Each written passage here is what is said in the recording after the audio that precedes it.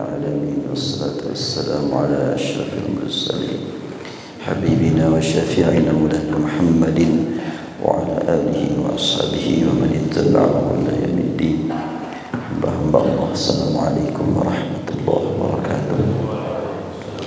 Sambil nunggu siap alat tayang, saya bacakan dulu satu ayat dari surat Yasin. Imam Nafi', seorang ulama Al-Quran yang menjadi imam Masjid Nabawi di Madinah selama puluhan tahun, menurut Qalun sampai 60 tahun, ketika menyampaikan pelajaran Al-Quran, beliau mengajarkan Al-Quran dengan sekian banyak bacaan. Salah seorang muridnya bertanya, kenapa kok banyak sekali yang kau ajarkan kepada kami? Mungkin buat kami enggak perlu banyak-banyak, satu saja cukup. Imam Nafi berkata, kamu jangan menghalangi aku untuk mendapatkan pahala membaca Al-Quran dari berbagai riwayat dan berbagai qiraat dan berbagai jalur. Jadi kalau membaca Al-Quran dengan sekian banyak bacaan, pahalanya juga demikian banyak. Kalau satu bacaan ya dapat pahala dari satu jalur bacaan. Maka akan saya bacakan sekarang satu ayat saja dengan qiraat sab'ah. A'udzu billahi minasyaitonir rajim. Inna nahnu nuhyil mauta wa naktubu ma qaddamu wa atharahum.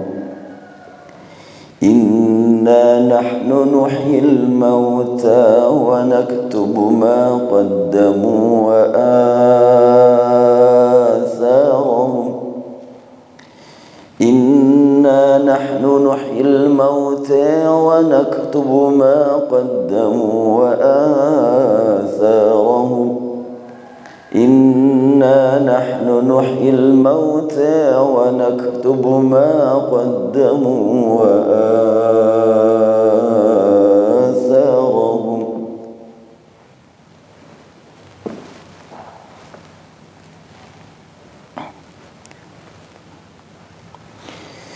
Inna nahnu nuhyil mauta wa naktubu ma qaddamu wa atharahum. Inna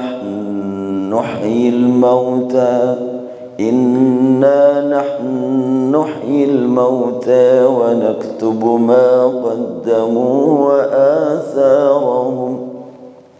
Jelas perbedaannya satu persatu. Yang pertama, inna nahnu nuhyil mauta wa naktubu ma qaddamu wa atharahum. Ini riwayat Qalun, dan banyak yang sama. Yang belum ikut pada bacaan barusan adalah Warash, Abu Amrin, Hamzah dan Al-Kisai. Bacaan yang kedua dengan panjang bacaan, inna nahnu nuhyil mauta wa naktubu ma qaddamu wa atharahum. 6 harokat A-nya. Kemudian masih, itu barusan riwayat Warash, masih riwayat Warash. Kalau tadi al-mauta, sekarang al-mauta, bukan al-maute. Jadi ada 3 bacaan, al-mauta, al-mauta, al-mauta.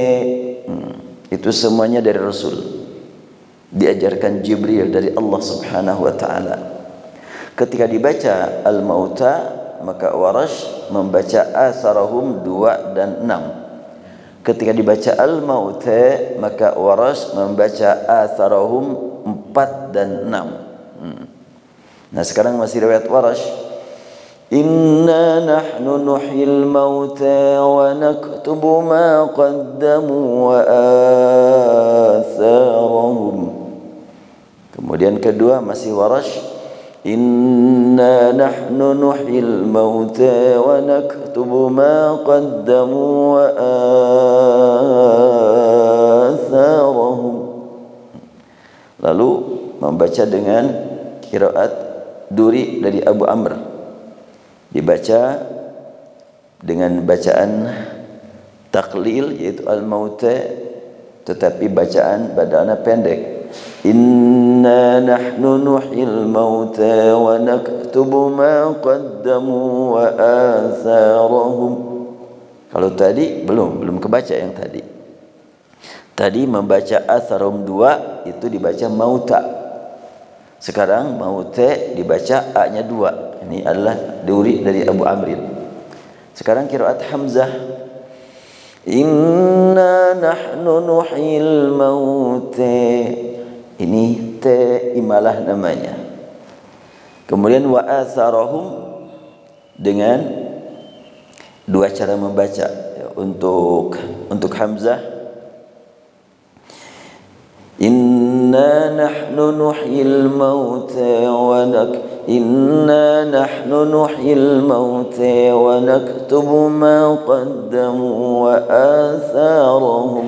Pertama wa atharahum, kedua inna nahnu nuhyil mauta wa naktubu ma qaddamu wa atharahum. Tadi wa atharahum, kedua sekarang wa atharahum. Kemudian terakhir riwayat As-Susi, inna nahnu nuhyi, ditasdidkan, diidghamkan nun yang pertama kedua. Inna nahnu nuhyil mauta, inna nahnu nuhyil mauta wa naktubu ma qaddamu wa atharahum. 2 kali bacaan untuk As-Susi. Inna nahnu nuhyil mauta wa naktubu ma qaddamu wa atharahum.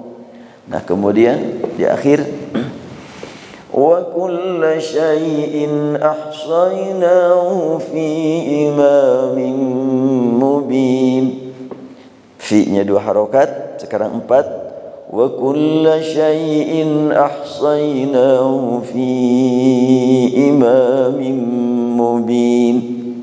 Kemudian berikutnya 6 harokat.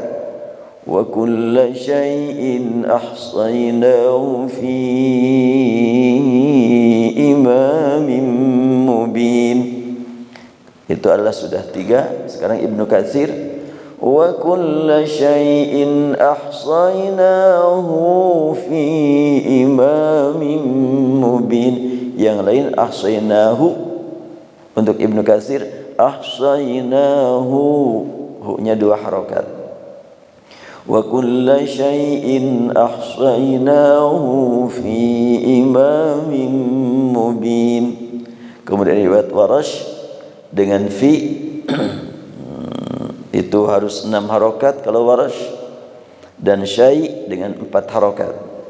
Wa kulla syai'in ahsaynahu fi imamin mubin. Diulang lagi Warash dengan 6 harokat syai'-nya. Wa kulla syai'in ahsayna, bukan in ahsayna tapi in ahsayna. Wa kulla syai'in ahsaynahu fi imamin mubin. 6 harokat.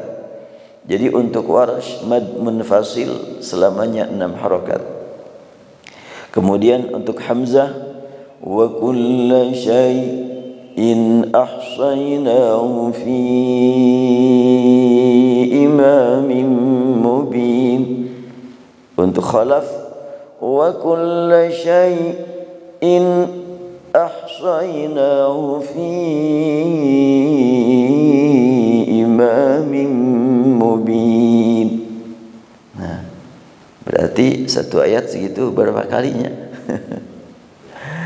Itu semuanya diajarkan Jibril kepada Rasul, diajarkan Rasul kepada para sahabat, dipelihara oleh Allah bacaan tersebut melalui lisan-lisan yang Allah pilih. Berapa banyak ulama yang menikmati bacaan seperti ini, dan sampai saat ini tidak terhitung ahli Al-Quran di dunia yang membaca Al-Quran 30 juz dengan sekian banyak riwayat tanpa harus melihat. Bahkan jadi imam, mungkin salat subuh saat ini pakai riwayat Warsh, subuh besok pakai riwayat Khalaf, maghribnya mungkin pakai riwayat yang lain lagi. Itu banyak yang begitu. Antara lain ya guru saya sendiri, yaitu Syekh Abdul Rashid Ali Sufi. Beliau maghrib umpamanya riwayat Warsh, nanti isya lain lagi, subuh besok lain lagi. Dan itu untuk 30 juz lancar saja, enggak pusing gitu, enggak keliru, enggak bercampur, karena sudah Allah berikan kepadanya keahlian. Baik, memang ini yang akan kita bahas bersama, kita hayati bersama surat Yasin ayat 12 ini.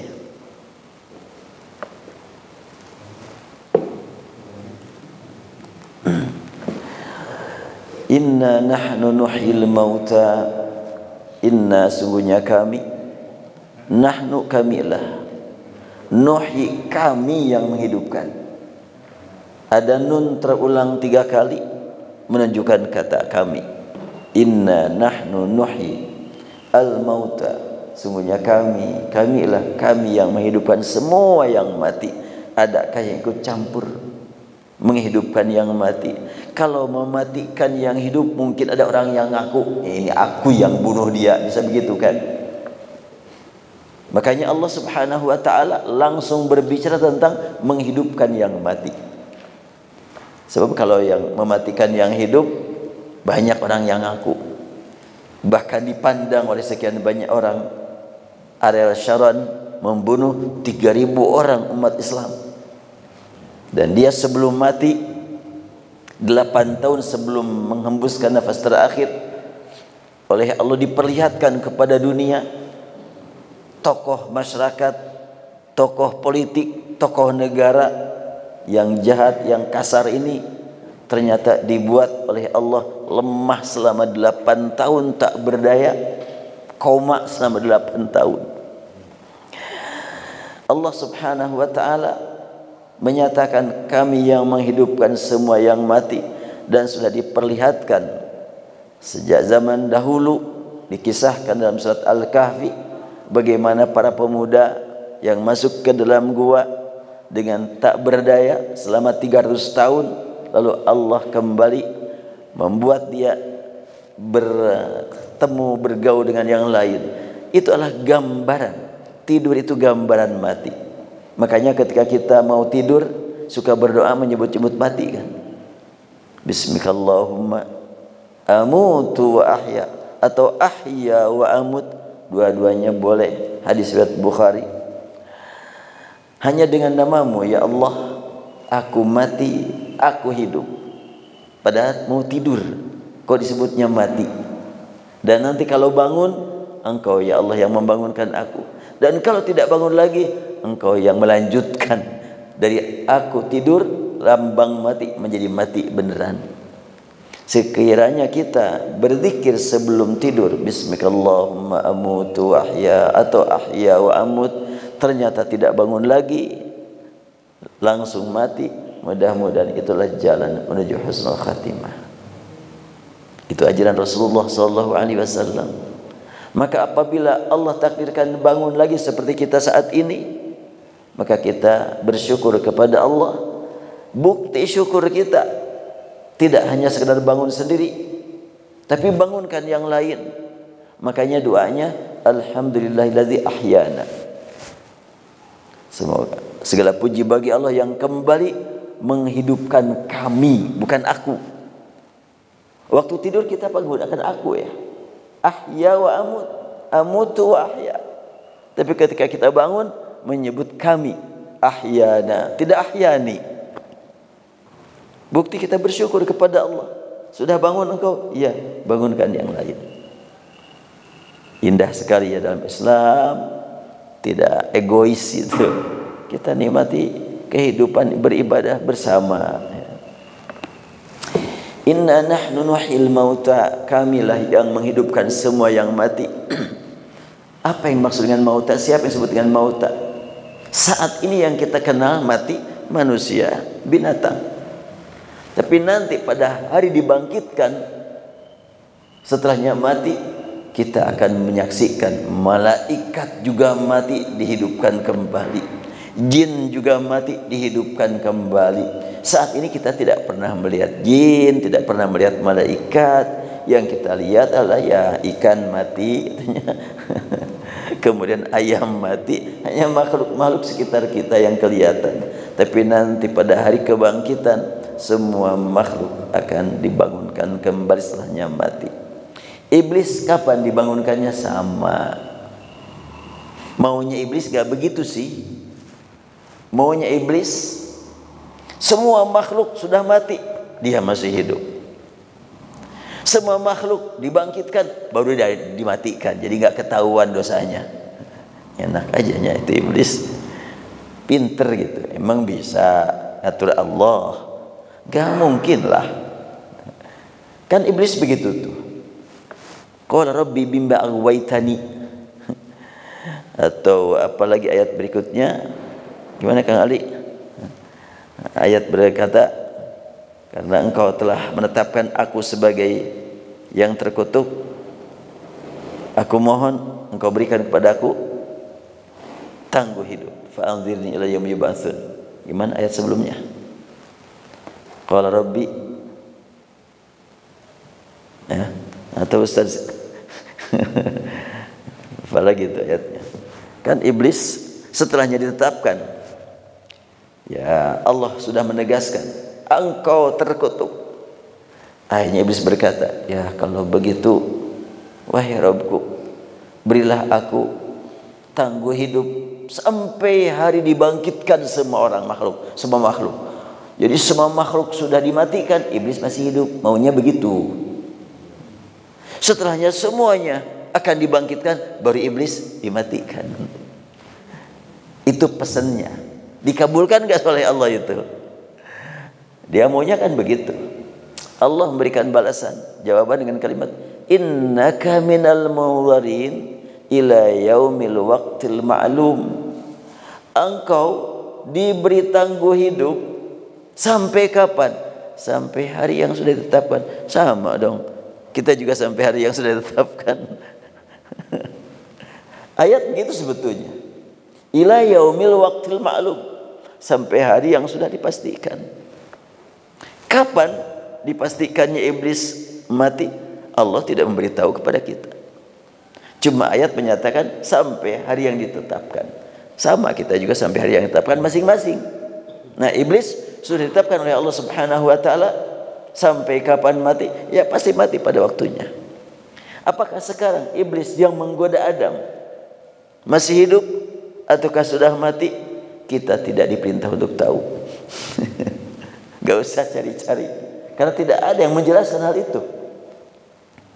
Hanya dipahami oleh sekian banyak bahwa kalimat engkau diberi waktu hidup sampai hari dibangkitkan itu seakan-akan dikabulkan, padahal Allah Subhanahu wa taala menegaskan sampai hari yang telah ditetapkan.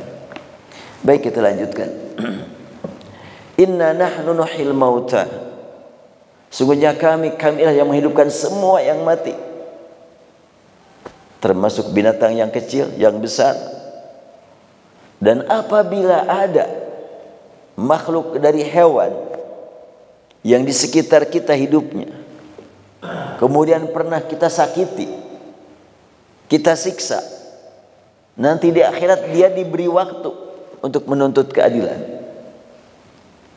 Makanya jangan sampai kita isengnya ada tikus disiksa gitunya.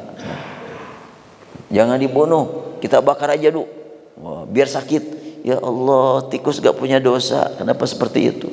Ya tapi kan udah mengganggu makanan saya. Dia cari makan kok, gak niat jahat, dia cari makan aja. Atau kucing umpamanya, ya kucing makan, kesel, langsung kita siksa, nanti akan menuntut di akhirat.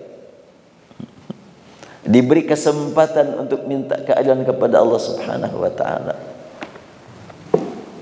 Wa naktubu ma qaddamu wa atharahum wa naktubu.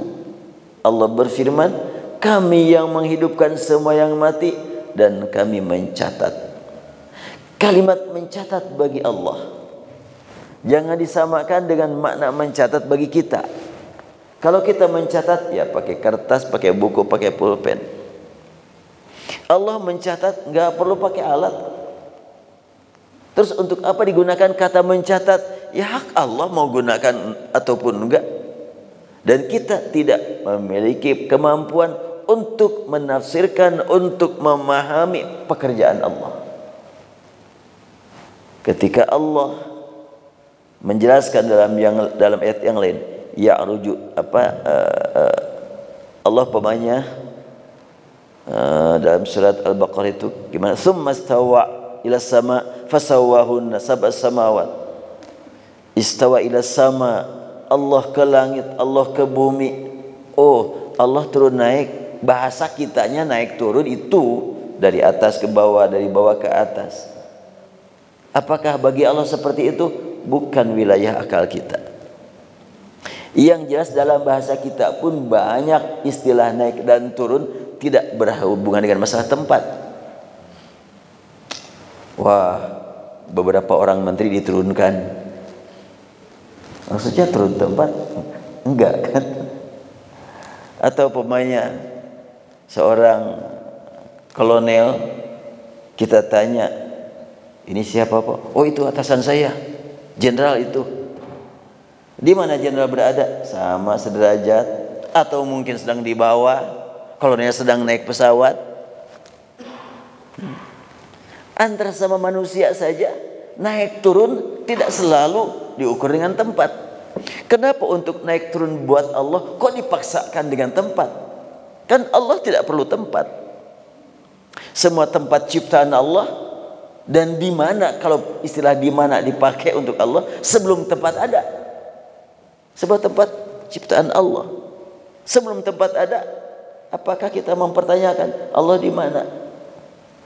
Makanya naik turun bagi Allah jangan dipahami dengan naik turun yang sesuai dengan apa yang pada otak kita. Dari tempat atas turun, dari bawah naik. Oh, dalam Al-Quran juga Allah menyebutkan, dalam hadis Rasul bersabda bahwa setiap akhir malam tanazzal Rabbuna ila sama'id dunya. Rabb kita turun ke menuju mendekati hamba-hambanya di dunia. Turun dari sini ke sini? Enggak. Terus apa makna turun bagi Allah? Enggak akan kita pahami. Bukan wilayah untuk dipahami, tapi untuk diimani. Allah berfirman begitu, ya kita imani saja. Sebagaimana makna wanak tubuh. Wanak tubuh buat kita Allah pakai catatan, pakai pulpen, tintanya habis, kertasnya habis. Itu buat kita. Bagi Allah enggak perlu semuanya itu. Tapi Allah menggunakan kata naktubu untuk apa? Itu yang paling penting buat kita. Tidak penting bagi kita bagaimana Allah menulis, mencatat. Tapi yang penting bagi kita, ada apa di balik Allah menggunakan kata naktubu. Sebagaimana dalam kehidupan kita sehari-hari, yang namanya sudah tercatat jelas lebih kuat dibanding dengan yang belum dicatat. Kalau hanya bacaan, hanya ucapan, belum dicatat, nggak bisa dijadikan referensi. Saya pokoknya sekarang ngisi pengajian di sini, lalu ada seorang pemuda pokoknya kuliah bikin skripsi. Di situ dalam skripsinya berlandaskan ceramah Saiful Islam. Pas ditolak itu oleh dosen. Gak bisa menjadi rujukan yang namanya ceramah. Yang baru dijadikan sebagai rujukan kalau tulisan kan. Kalau tulisan bisa. Nah termasuk tulisan ini bisa dijadikan rujukan. Halaman sekian, cetakan kesekian kan. Penerbit ini. Ceramah gak bisa. Terus sekarang umpamanya penceramah yang paling populer, ada Ustaz Abdul Somad, ada Ustaz Adi Hidayat, ada siapa lagi. Kagum kita kepada ceramahnya, langsung dijadikan sebagai rujukan dalam tesis, dalam skripsi. Nggak bisa diterima itu kan, harus berdasarkan tulisan. Nah Allah subhanahu wa ta'ala menggunakan kalimat wa naktubu, mengingatkan kepada kita betapa kuatnya ketetapan Allah keputusan Allah tidak akan terhapus karena sudah ada catatan. Tapi nanti di akhirat, pada hari dipertunjukkan semua amal ibadah kita, nah catatan itu akan kita lihat. Waktu Allah menetapkan enggak pakai mencatat kayak begini kita, tapi nanti akan kita lihat catatan amal hidup kita. Makanya kalimatnya wa naktubu mengingatkan kita semuanya bahwa semua amal perbuatan kita ada catatannya. Dan yang mencatat bukan yang suka lupa atau salah tulis. Kalau saya mah sering salah tulis, udah berapa kali ngedit masih aja ditemukan ada kesalahan. Saya waktu haji kemarin ya diberi oleh Allah nikmat sehat, nulis buku berjudul 70 solusi fikih kontroversi. Pulang langsung kita serahkan kepada editor profesional, minta waktu 1 bulan. Soalnya 1 bulan belum selesai, minta waktu 1 bulan lagi, sampai hampir 3 bulan. Udah ambil aja. Ternyata 3 bulan itu baru setengahnya diedit. Saya sendiri nulis cuma 2 bulan. Nulis 2 bulan, ngedit udah 3 bulan belum selesai. Aduh kesel akhirnya. Udah ambil aja saya bilang, biar saya ngedit. Ya karena saya sebagai penulis, ngedit tentunya beda dengan editor. Kalau saya ngedit ya nambah lagi. Akhirnya asalnya rencana 70 solusi, sekarang sudah berubah judul menjadi mana nih judulnya nih? Iya. Dulunya adalah ini 70 solusi. Sekarang akhirnya enggak 70 lagi. Tapi berubah menjadi 100 karena nambahan di perjalanan. Udah nambah lagi. Udah akhirnya ini insyaallah nanti kalau sudah selesai bukunya 100 solusi fikih kontroversi tentang sholat, kurban dan haji. Ini hanya 3 bab ini, sholat, kurban, haji, itu sudah 100 masalah dan ini yang kita angkat hanya yang kontroversinya saja. Kalau yang sudah disepakati enggak saya angkat. Banyak itulah, baca ajalah referensi yang lain. Tapi saya pilih yang kontroversialnya saja. Kenapa? Tujuannya adalah untuk supaya mencari titik temu. Antara lain kunut subuh. Kunut subuh saya angkat di sini. Umumnya berbicara kunut subuh adalah menggunakan hadis dari Abu Malik Al-Ashja'i, yaitu Sa'ad bin Tariq. Dia nanya kepada ayahnya, wahai ayahku, ya abi, qad sallaita khalfan nabi wa Abi Bakrin wa Umar wa Uthman wa Ali hahuna bil Kufah nahwa min 50 sinin akanu yaqnutun. Wahai ayahku, engkau salat di belakang Rasul, Abu Bakar, Umar, Uthman, Ali di sini selama 5 tahun di Kufah. Apakah mereka kunut? Ayahnya berkata, bunai muhdath, enggak. Dari mana itu berita? Dipahami oleh sekian banyak pembicara dan penulis yang disebut tidak atau bohong itu adalah kunutnya. Kalau saya enggak memahami kunutnya. Bohongnya itu Rasul di Kufah 5 tahun. Enggak pernah. Bukan cuma enggak pernah 5 tahun, 1 hari pun enggak pernah Rasulullah di Kufah. Jadi ayahnya berkata kepada anaknya, dari mana itu berita? Aku salat di belakang Rasul, Abu Bakar, Umar, Uthman, Ali selama 5 tahun di Kufah. Enggak ada. Bohong itu. Itu yang saya pahami bohongnya. Adapun kunut subuhnya jangan pakai hadis itu. Masih ada hadis yang lain. Bahkan ada Bukhari dan Muslim yang menyatakan ketika Anas bin Malik ditanya, apakah Rasulullah kunut pada waktu salat fajar? Anas menjawab, iya. Sebentar. Beda dengan kunut waktu mengutuk sekian banyak orang, beda itu. Kunut subuh ya pendek lah gitu. Itulah Rasulullah. Tapi pendeknya jangan ukuran kitanya. Ukuran kita kan sholat juga yang pendek itu kulhu, Al-Kautsar itu pendek. Al-A'la sudah panjang gitu. Nah ini Insya Allah mudah-mudahan, mohon doanya bisa selesai. Saya sedang edit aja yang ini. Dan ini kalau sudah jadi, ini ya sekitar 780 halaman. Ya ini mah tebal nih bukunya nih. Tapi ya saya rencanakan udah 1 jilid aja, gak usah 2 jilid, biar agak tebal. Dan saya usahakan buku ini adalah perdebatan langsung diarahkan kepada 1 titik. Itu aja tujuannya begitu.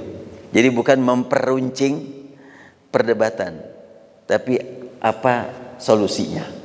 Makanya judulnya adalah 100 solusi.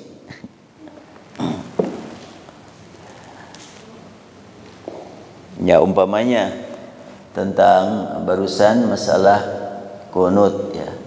Saya contohkan aja di sini. Doa kunut status mana nih?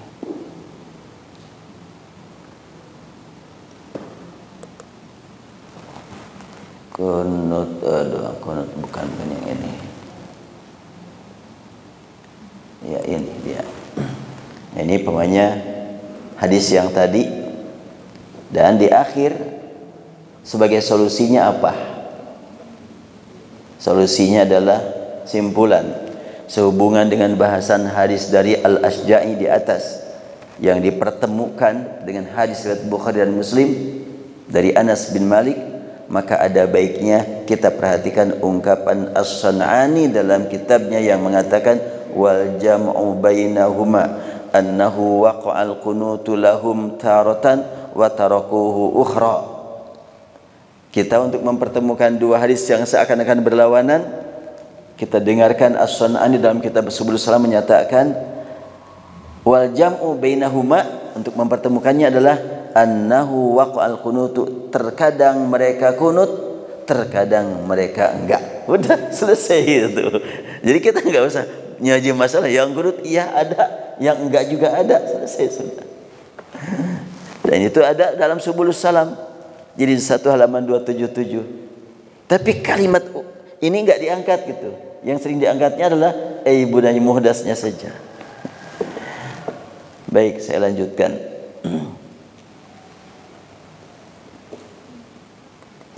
Inna nahnu nuhyil mauta wa naktubu ma qaddamu wa naktubu ma qaddamu, dan kami mencatat, kami menulis ma qaddamu, apa yang sudah mereka lalui, wa atharahum, dan pengaruh-pengaruh dari perbuatan mereka.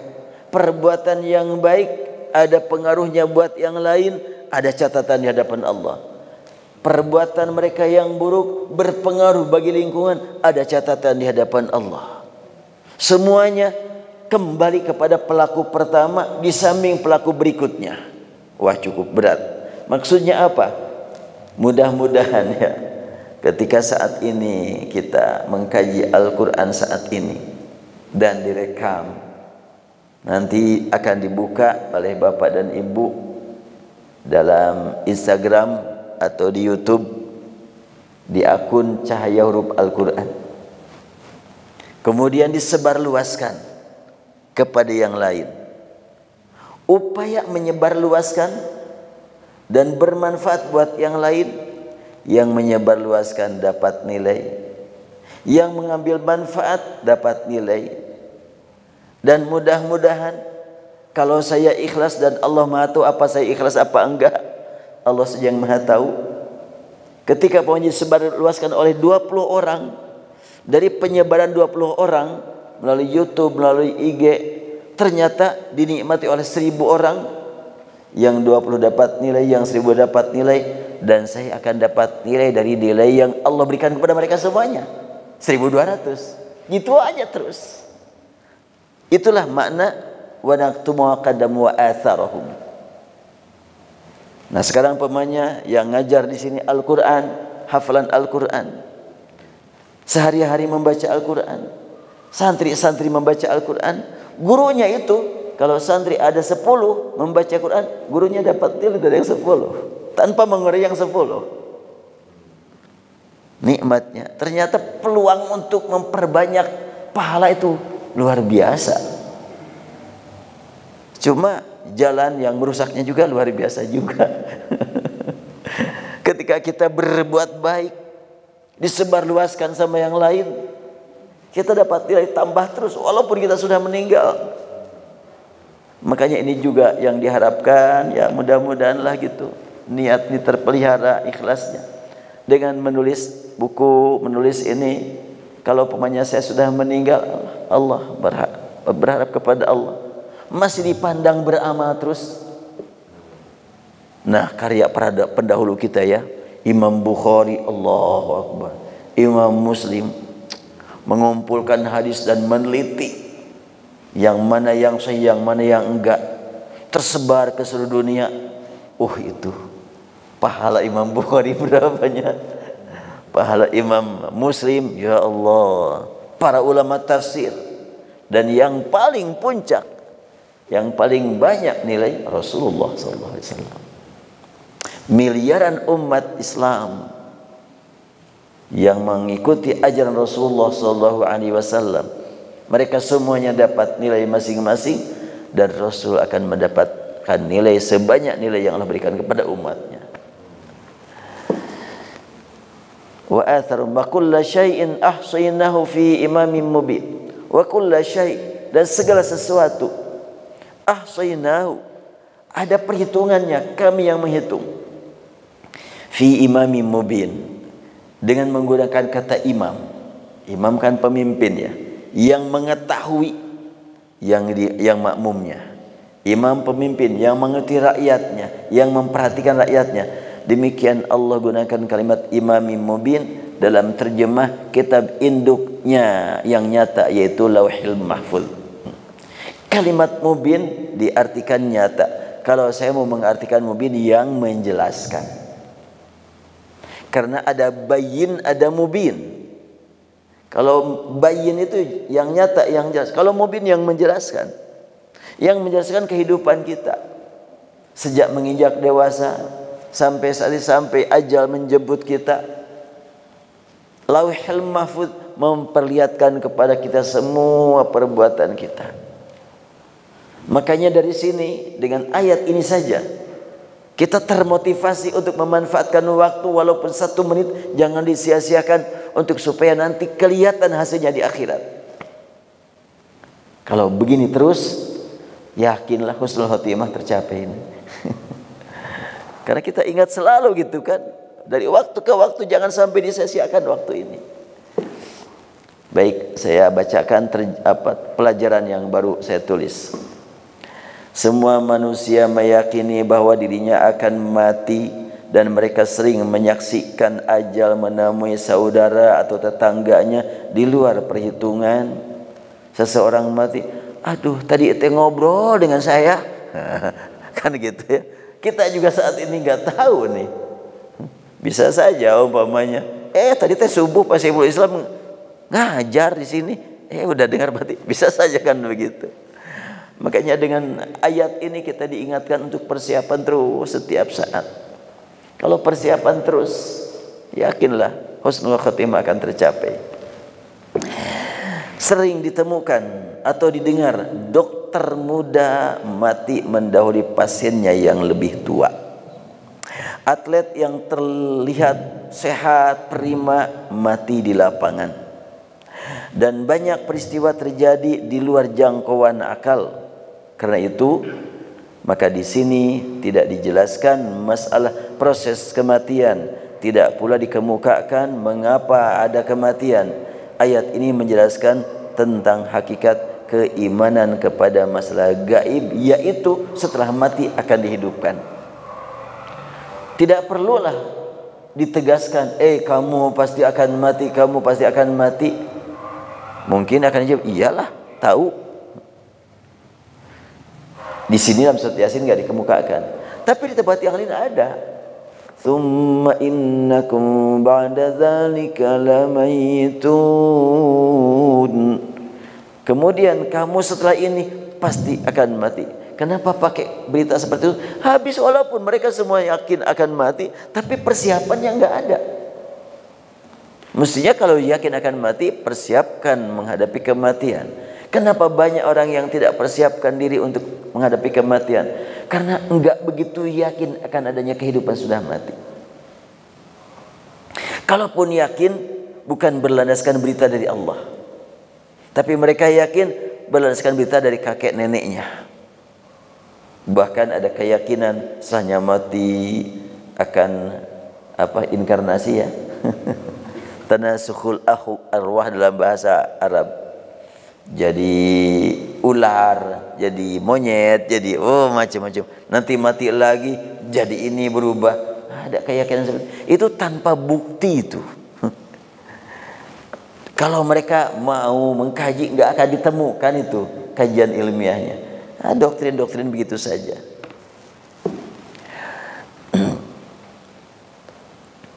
Nah sekarang iman kepada gaib. Semua kehidupan dan batas waktu hidup sudah ditentukan oleh pencipta kehidupan tanpa ada campur tangan yang lain. Nuhyil mauta. Dan dalam surat Al-Mulk kita temukan dialah yang menciptakan mati dan hidup. Allazi khalaqal maut wal haya. Yang menciptakan mati dan hidup, menciptakan mati dan hidup untuk saya, untuk ibu-ibu, untuk bapak-bapak, Allah yang mengatur. Ada yang di dunianya 50 tahun, 60, 70. Dan kalau Allah menghendaki untuk kita panjang umur, tidak akan ada yang mengganggu, tidak akan menghalangi. Makanya dari satu segi kita berharap semoga sekiranya Allah sudah menentukan buat kita masih panjang umur, ya kita programkan sejak sekarang, saya akan mengerjakan ini bla bla bla terus.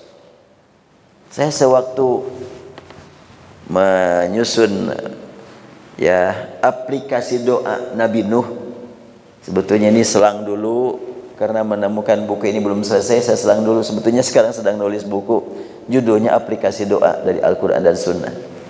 Pas membaca doa Nabi Nuh, doa Nabi Musa, ya Allah, terpikir gitu, Nabi Nuh memohon kepada Allah, Rabbi la tadhar 'alal ardi minal kafirin dayyara innaka in tadharhum yudillu 'ibadak wa la yalidu illa fajiran kaffara.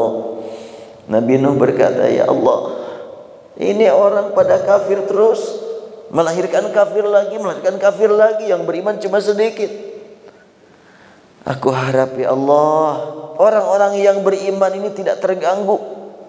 Kalau mereka lahirnya kafir lagi, Engkau maha kuasa menghabiskan mereka ya Allah. Itu doa Nabi Nuh, gak tanggung-tanggung.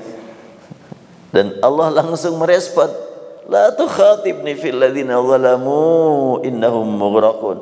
Udah wahai Nuh, gak usah bimbang gelisah, mereka semuanya akan ditenggelamkan. Kapan itu? Usia berapa Nabi Nuh? Saat beliau naik kapal perahu bersama umat beriman. Kalau memperhatikan usia dakwahnya, usia dakwah beliau setelah 950. Itu usia dakwah, bukan usia beliaunya. Usia dakwah mencapai 950 tahun, maka Allah buat banjir raksasa. Bukan cuma rumah yang terendam, gunung terendam. Berarti gak pernah terjadi kan sampai saat ini. Kalau rumah terendam, ya terjadilah di beberapa tempatnya. Ini mah bukan rumah saja, gunung terendam. Mana bukti gunung terendam? Kan anaknya Nabi Nuh yang tidak taat, lari-lari dia mencari tempat tinggi.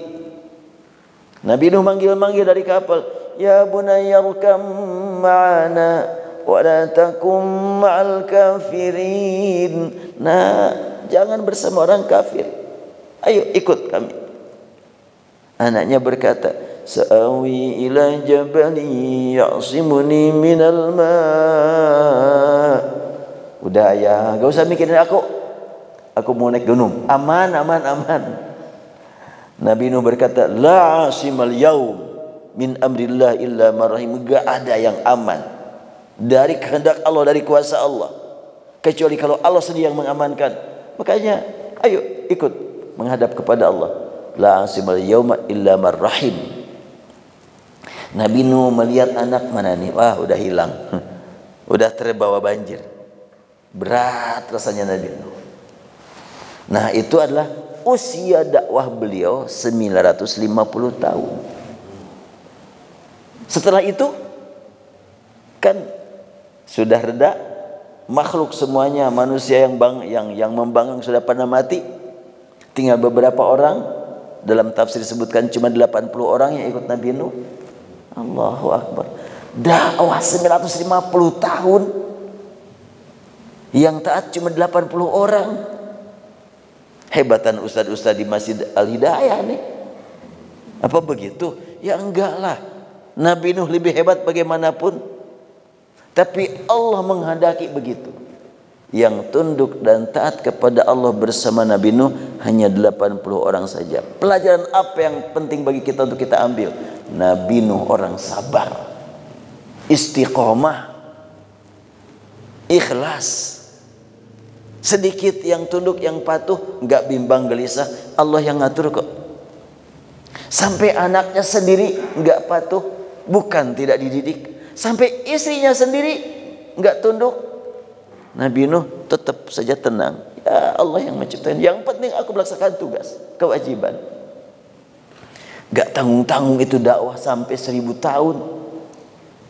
Walaqad arsalna Nuhan ila qaumi falabitha fihim alfa sanatin illa 50 aman. Kami utus Nuh untuk berdakwah dan beliau tinggal bersama umat selama 1000 sanah kurang 50 am. Ini Al-Quran menggunakannya begitu tuh. 1000 tahun dengan alfa sanah, kurang 50 tahun dengan ila 50 aman. Untuk 50 tahun itu am, untuk 1000 tahun itu sana. Ada apa di balik itu?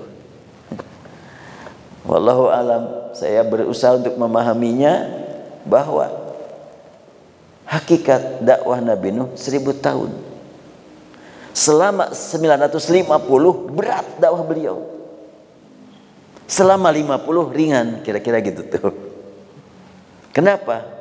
Karena kalimatnya Allah al-fasana, 1000 sana kecuali 50 am. Berarti yang 50 itu ringan. Artinya cuma tinggal mengkadar, tinggal membina yang 80. Dan di dalam Al-Quran kata sanah dan kata am ditemukan lagi dalam surat Yusuf. Nabi Yusuf berkata, kalian sekarang bercocok tanam selama 7 sinin, 7 sana. Nanti akan datang 1 am, kamu tenang. Itu berarti kalau begitu maka kata amun tahun itu tahun tenang, sedangkan sana tahun perjuangan. Makanya orang Arab seringnya kalau berdoa kullu amin wa antum bi khair. Artinya setiap am kamu baik-baik saja. Jarang mengatakan kullu sana. Ucapan selamat ya hari raya umpamanya kullu am wa antum bi khair. Jadi am itu adalah waktu-waktu tenang, waktu-waktu bahagia. Sedangkan sana waktu-waktu perjuangan berat. Nah, kalau Allah menghendaki di antara bapak dan ibu di sini diberi oleh Allah usia 100 tahun, oh gampang. 150 oh gampang. 200 oh gampang. Ah enggak ah. 200 tahun juga naon wajah orang. Ya kalau Allah menghendaki gagah-gagah saja. Bukankah Nabi Nuh seusia 1000 tahun masih gagah? Allahu Akbar. Gampang-gampang sih kalau Allah menghendaki. Makanya ya menasihati diri saya lah gitu. Dan juga memberikan motivasi ketika sedang nulis. Ini saya sempat melihat enggak tulisan saya ini sekarang? Ah mau sempat melihat ataupun enggak, lanjutkan saja. Kalau Allah menghendaki usia panjang dan diberi sehat, ya alhamdulillah, berarti akan dilanjutkan menulis. Kalau enggak, sudah ada pondasi, biar lanjutkan sama yang lain. Seperti juga umpamanya sekarang Saya sedang berjuang untuk mengumpulkan dana melunasi tanah buat pembangunan Masjid Baitul Maqdis. Mohon doanya dari semuanya. Harga 5M tanah sekarang tinggal 600-an lagi. Sudah terbayar 440. Ya, mudah-mudahan lah. Entah nanti setelahnya lunas tanah itu saya masih hidup apa enggak. Ya, yang penting mah ada catatan di hadapan Allah, naktubu ma qaddamu wa atharahum.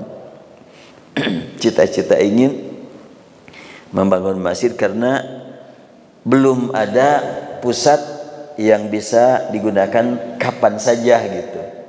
Jadi sampai saat ini kalau mau ada aktivitas hubungan ke sini, di situ udah padat, di sini udah ada agenda. Aduh, nah berarti harus ada masjid besar yang memang dikelola sendiri untuk aktivitas kequranan, ingin menjadi Quranic Center nanti itu. Itu tempatnya di Ciwastra, sekitar 150 meter lah dari jalan raya. Ya sudah dikredit, dan waktu saya ijab kabul akad itu baru punya uang waktu itu 2,7 harga 5 dan perjanjian 3 tahun akan dilunasi. Ya per bulan harus menyediakan 64 juta per bulan. Ya udah sampai saat ini masihlah tertutupi. Kalau sekiranya sekarang ada langsung melunasi, wah udah beres, besok langsung dibangun. Tapi ya gampang, makanya sampaikan di Al-Hidayah. Pasti dari Al-Hidayah udah segitu mas saya katanya. Dari Al-Hidayah nih. Ya bisa saja umpamanya tidak langsung dari kantongnya. Oh saya punya tetangga nih sedang nyari tanah wakaf mau dibayar, alhamdulillah mangga lah itu. Dari mana aja Allah yang ngatur, Allah yang maha kaya. Baik, saya lanjutkan. Kepastian adanya kehidupan setelah mati telah ditetapkan oleh Allah pencipta semua yang hidup dan penentu kehidupan sejak sebelum ada kata hidup disebut-sebut oleh manusia.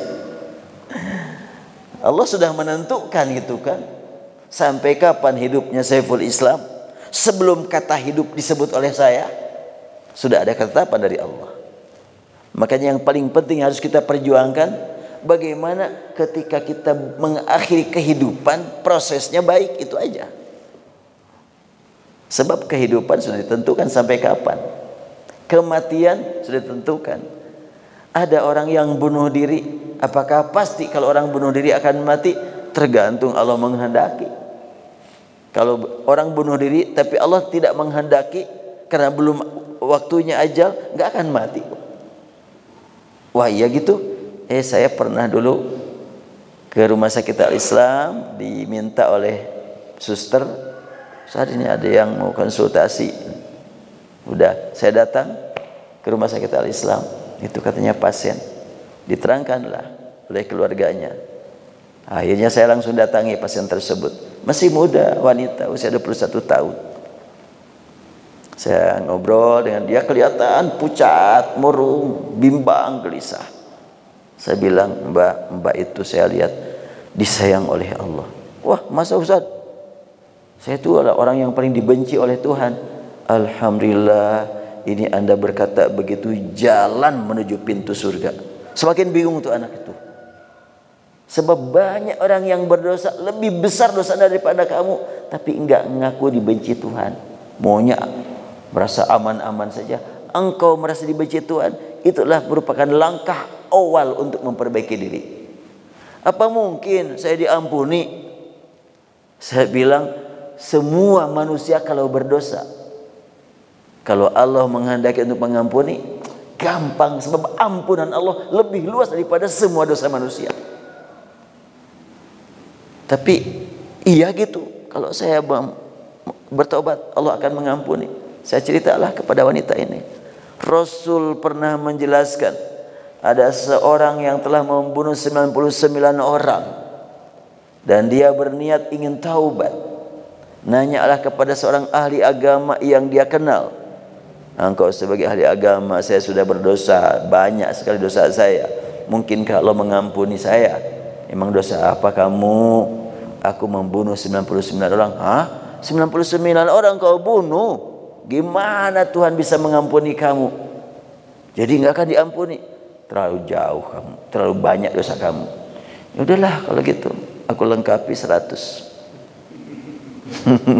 Maka orang tersebut dicekik mati langsung, udah selesai. Setelahnya membunuh 100 orang. Iya gitu, Tuhan gak akan mengampuni. Jangan putus asa, nyari lagi lah ustadz yang lain. Cari itu, di situ tuh ada di wing 2 itu ada Masjid Al Hidayah tuh di situ tuh. Sambil ditemukan di situ, Ustaz gimana? Kata Ustaz di situ, jangan putus asa, jangan kecil hati. Pintu taubat selama kamu belum mati masih terbuka. Jadi bisa saya diampuni oleh Allah. Kenapa enggak? Caranya bagaimana? Bertaubat, mohon ampun kepada Allah. Walaupun aku mohon ampun, ini tangan ini gatel, kalau kesel bunuh lagi. Udah kalau gitu cari tempat yang lain yang lebih aman, mendukung engkau biar aman. Carilah alamat yang sudah ditunjukkan, jalan. Di perjalanan sakit, semakin berat sampai tidak bisa melanjutkan jalan, matilah di perjalanan. Setelahnya mati di perjalanan, datang malaikat dari neraka akan mengambil dia ke neraka.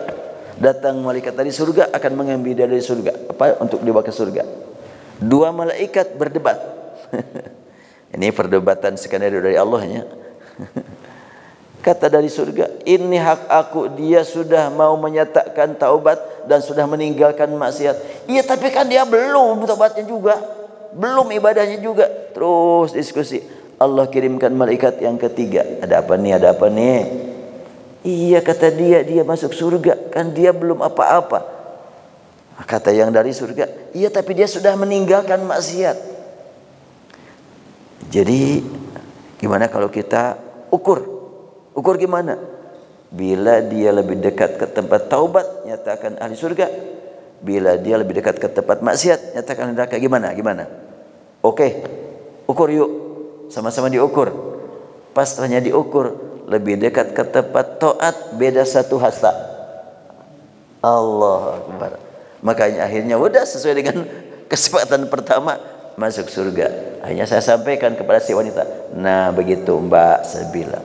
Baru dia senyum. Bukan senyum ke saya, senyum kepada dirinya. Senyum bahagia punya jalan. Alhamdulillah. Besoknya saya tanya ke suster, gimana si mbak yang itu? Udah pulang, alhamdulillah. Waktu itu dia nggak mau pulang, bingung dia mau pulang juga, pulang apa lagi? Saya mau udah begini. Tapi setelahnya dikasih harapan, akhirnya dia pulang. Dan sekarang pun saya juga mau pulang aja, udah jam 6. Insyaallah bulan depan kita ketemu lagi. Allahumma salli wa sallim ala habibina wa syafiina maulana Muhammad wa sallim radhiyallahu tabaraka wa ta'ala an kulli sahabati rasul ajma'in ya rabbana lakal hamd kama yanbaghi li jalali wajhika wa 'azimi sultanika. Allahumma sallimna wal muslimin, Allahumma afina wal muslimin, Allahumma a'izzal islam wal muslimin, Allahumma adhil asyirka wal musyrikin, Allahumma ahlikil kafata wal zalimin. اللهم أحسن وقوفنا يوم الأرض عليك يا الله. اللهم إنا نسألك حسن الخاتمة ونعوذ بك من سوء الخاتمة برحمتك يا أرحم الراحمين. وصلى اللهم على محمد عبدك ورسولك النبي الأمي وعلى آله وصحبه وسلم والحمد لله رب العالمين. Demikianlah, saya harus terburu-buru nih.